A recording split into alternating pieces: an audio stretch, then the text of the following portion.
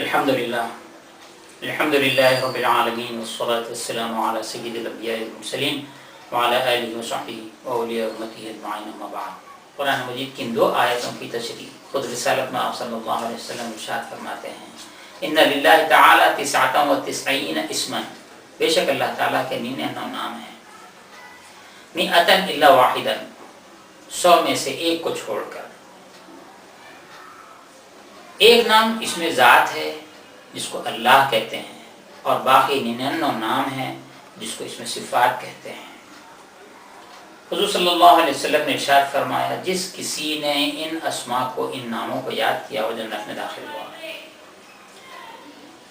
اور ایک جگہ ارشاد فرمایا، من احصاها دخل الجنہ، جس نے ان کو گن لیا، ان کو پڑھ لیا وہ جنت میں داخل ہوا۔ تمام انسان حاجتوں سے مربوط ہیں، یہ عالم اسباب ہے۔ اللہ تعالیٰ نے تمام انسانوں کی حاجتیں مخفی رکھی ہیں اور ایک نہ ایک ذریعے سے ان کو روزی پہنچاتا رہتا ہے، ان کی ضرورتوں کو پورا کرتا رہتا ہے۔ لیکن ایک وہ مقام ہے جہاں پہ بندہ اپنے رب سے مانگتا ہے، رب اس کی حاجتوں کو پورا کرتا ہے۔ ہم اپنی حاجتوں کو اس عمر میں پہچانتے ہیں جبکہ ہم کو شعور پیدا ہو جائے۔ بے شعوری کی عمر میں اپنی حاجتوں کو آپ نہیں جان سکتے۔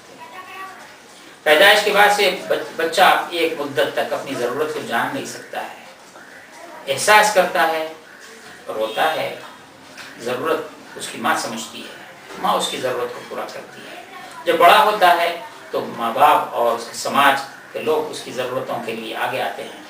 جب وہ سمجھدار ہو جاتا ہے تو اپنی ضرورتوں کو پورا کرنے کے لیے آگے بڑھتا ہے اور مختلف مقامات پہ رک جاتا ہے۔ وہ کیا رکاوٹ ہے وہ نہیں جانتا، محنت مشقت کرتا ہے، لیکن محنت مشقت کے مطابق اس کو پھل نہیں ملتا ہے۔ کسی کو کم ملتا ہے، کسی کو زیادہ ملتا ہے، کسی کو برابر ملتا ہے، کسی کو کچھ نہیں ملتا ہے۔ اس طرح پیدائش سے پہلے بھی اس کی حاجتیں ہیں۔ جب شکم مادر میں تھا تو اس کی حاجتیں ہیں، وہ نہیں جانتا ہے، اس کی پرورش نہیں جانتا ہے، اس کی حاجتیں نہیں جانتا ہے۔ یہی حال پیدائش تک ہے۔ اس کے بعد بڑھاپا اور موت ہے، موت کے بعد کی اپنی حاجتیں ہیں، حالت ایمان پہ مرنا ہے، قبر ہے، حشر ہے، نشر ہے۔ تو ایسا نسخہ جو ولادت سے پہلے سے لے کر شکم مادر میں آنے سے لے کر شکم مادر سے باہر دنیا میں آنے اور دنیا سے پھر موت کے ہاتھ سے ہمکنار ہونے، مرنے کے بعد قبر میں جانے، قبر کے بعد وہاں کی حساب کتاب، اور پھر وہاں سے پھر اس عالم کی کامیابی سے جو مربوط ہیں، تمام چیزیں، تمام کامیابیاں ان اسماء حسنہ میں موجود ہیں۔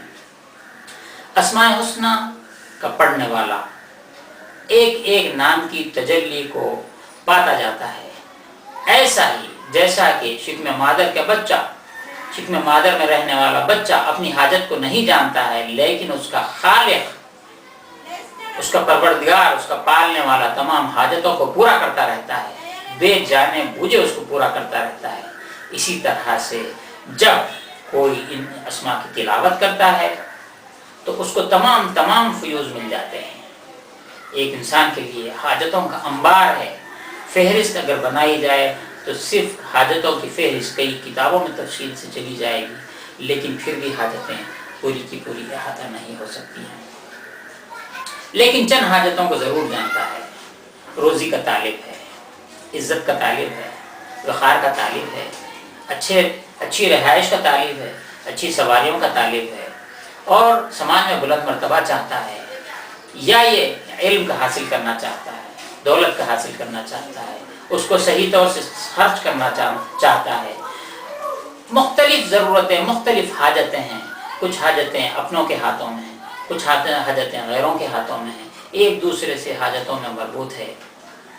کہیں حاجتیں پوری ہو جاتی ہیں، کہیں انسان رک جاتا ہے۔ تو اللہ نے ایسا نسخہ عنایت فرمایا کہ جس طرح وہ شکم مادر میں روزی پہنچاتا ہے ویسا ہی، اور تمام حاجتوں پہ نظر رکھتا ہے، ایسا ہی اس عالم میں ان اسماء حسنہ کے پڑھنے والے کی حاجتوں پہ وہ نظر رکھتا ہے، اور بندہ رب سے قریب ہو جاتا ہے، رب اس کی حاجتوں کو پورا کرتا ہے۔ رسالت میں آپ صلی اللہ تعالی علیہ وسلم نے ان ناموں کو فرمایا، من احصاها دخل الجنہ، جو ان ناموں کو یاد کر لے جنت میں داخل ہوگا۔ ان ناموں کو جو یاد کر لے جنت میں داخل ہوگا، اور ان کو جو گن لے یعنی پڑھ لے وہ داخل ہوگا۔ اسماء الحسنی 99 ہیں، ان کو ایک سانس میں بھی پڑھا جا سکتا ہے، صرف 1 منٹ کے اندر 50 سیکنڈ کے اندر اسماء الحسنی کی تلاوت ہو سکتی ہے۔ اب جیسے ہماری علمی حاجتیں ہیں، اللہ کا نام علیم ہے، اس کے ورد سے وہ حاجتیں پوری ہوتی ہیں۔ اللہ رزاق ہے، روزی کی حاجتیں پوری ہوتی ہے۔ اللہ فتاح ہے، کاموں کے کھولنے والا ہے۔ اس طرح حاجتیں ایک ایک اسم کی ایک ایک تجلی ہے۔ اللہ تعالیٰ نے تمام تجلیات اپنی جو ہیں، اللہ تعالیٰ نے تجلیات عدم حضرت آدم علیہ السلام سے لے کر حضور صلی اللہ علیہ وسلم تک تمام تجلیات کو پورا کیا، دین اسلام کو مکمل کر دیا۔ آپ یہ کہیں گے کہ کیا صرف اسماء الحسنی پڑھنے سے جنت میں چلا جائے گا، نمازوں کی ضرورت نہیں ہے، روزوں کی ضرورت نہیں ہے، حج اور زکوٰۃ کی ضرورت نہیں؟ بات ایسی نہیں ہے۔ ان اسماء الحسنی کی تلاوت کرنے والے پر یہ تجلی ہوتی ہے، اس کو یہ فضیلت ملتی ہے کہ نمازوں کے پڑھنے میں اگر اس کو رکاوٹ ہے، شیاطین ہیں، نفس ہیں، سماج ہے اور دیگر چیزیں رکاوٹ بن رہی ہیں، تو اللہ تعالیٰ ان رکاوٹوں کو دور کرتا ہے اور نماز کی طرف بھی جاتا ہے۔ روزے میں اس کو رکاوٹ ہے، اس کی طرف بھی رجوع ہوتا ہے۔ اللہ کی طرف چلنے میں اس کے لیے جتنی رکاوٹیں ہیں وہ تمام رکاوٹیں رک جاتی ہیں جب اس کو تلاوت کرنے لگتا ہے۔ جیسا کہ ایک بھوکا ایک گھونٹ پانی، ایک نوالا کھانا اور ایک گھونٹ پانی پی لے تو اس کی بھوک مٹ جاتی ہے اور آنکھوں میں روشنی آ جاتی ہے، زبان میں گویائی آتی ہے، کان میں سماعت آ جاتی ہے، چل ہاتھ پیر میں قوت آ جاتی ہے۔ کیا ایک نوالے کے اندر یہ سب چیزیں موجود ہیں؟ ہاں، جب بھوکا تھا تو نڈھال تھا، آنکھوں میں اندھیری آ گئی تھی، زبان گم ہو گئی تھی، کانوں سے سنائی نہیں دیتا تھا، ہاتھ پیر میں قوت نہ تھی، لیکن ایک نوالے نے یہ کام کر دیا کہ پیروں سے چلنے لگا، ہاتھ سے پکڑنے لگا، دماغ سمجھنے لگا، ذہن سے سمجھنے لگا، زبان سے بولنے لگا، آنکھوں سے دیکھنے لگا، کانوں سے سننے لگا۔ ایک نوالے میں یہ بات رکھی ہوئی ہے۔ اسماء الحسنی کے اندر وہ تمام اشیاء جو جسم کے لیے ہے، جو روح کے لیے ہے، جو نفس کی پاکی کے لیے ہیں، دنیا کی ترقی کے لیے ہے، آخرت کی ترقی کے لیے ہے، اور درجات کی بلندی کے لیے ہے، خدا کے قرب کے لیے ہے، اور دنیا میں وہ چیزوں کا اختیار کرنا جس نے اللہ نے اجازت دی ہے ان کو اختیار کرنا، جس سے بچنے کا حکم دیا ہے اس سے بچنے کی صلاحیت کا پیدا ہونا، اللہ کی طرف سے ہدایت کا ہونا ان اسماء کے اندر موجود ہے۔ ہم یہ کہنا چاہتے ہیں کہ صوفیاء کرام کا یہی طریقہ رہا ہے کہ لوگوں کو نصیحت کرنے کے بجائے ان کو ایک ایسا مختصر عمل بتایا جائے، ایک ایسا کام بتلایا جائے کہ جس کے کام کرنے سے تمام کام درست ہو جائیں، وہ 99 اسماء الہی کی تلاوت ہے۔ اس سے تمام کام درست ہو جاتے ہیں، بچے ہوں، بڑے ہوں، جوان ہوں، عورتیں ہوں، لڑکیاں ہوں، بوڑھا آدمی ہو، جو کوئی ہو، مریض ہے اس کی شفا کے لیے، طالب علم ہے تعلیم کے لیے، کامیابی کے لیے، روزی کے لیے، اسد کے لیے، کشادگی کے لیے، جو حاجتیں جس کی فہرست طویل سے طویل تر بیان کی جا سکتی ہیں، سب کی تکمیل ان اسماء الحسنی کے ذریعے ہو جاتی ہے۔